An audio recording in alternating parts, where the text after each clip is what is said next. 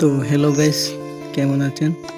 তো আজকের আমার মিনি ব্লগ হলো, সকালে উঠতে পারি নাই, তাই দুপুরে আমার বন্ধু গাছ কেটেছিল, ওইটাকে তুলতে চলে গেলাম। তারপর এখানে দেখো কষ কতটুকু পেয়েছি।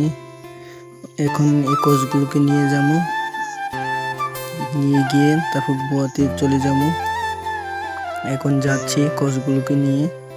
এত রোদ পড়ছিল ভালো করে পুরো। তারপর এসে পড়লাম কষ বোয়ানোর জায়গাতে।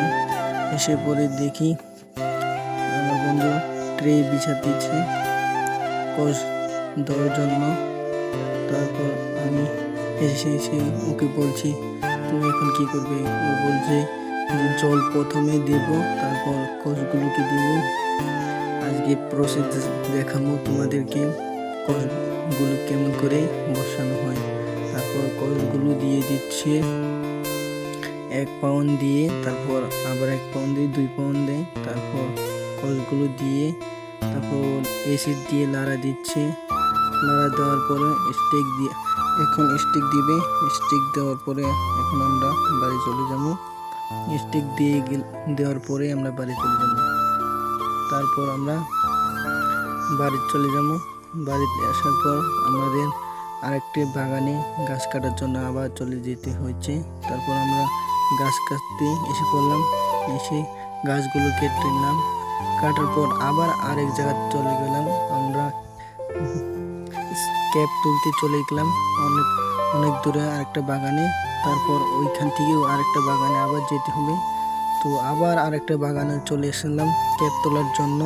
আর তোমাদেরকে আমি একটা জিনিস দেখাবো, তোমরা দেখলেই বুঝতে পারবা যে কতটুকু ভয়ানক জায়গা, রাস্তা দিয়ে আমরা হেঁটে যাওয়া লাগে বাগানে। তোমরা দেখতে পারবে কত দূর করে। তো তোমরা রাস্তাটা দেখলেই বুঝতে পারবা যে রাস্তাটা এত ভয়ানক, কত দূর মিস্টেক হইলে ওইখান থেকে পড়তে পারো ভেঙে। তোমরা আসতে সময় ওই জায়গা দিয়ে যে ভয় লেগেছিল, দেখো এই রাস্তাটাই তোমাকে বলছিলাম কতটুকু ভয়ানক। বাসগুলো ভেঙে গেছে মেঘ দিয়ে।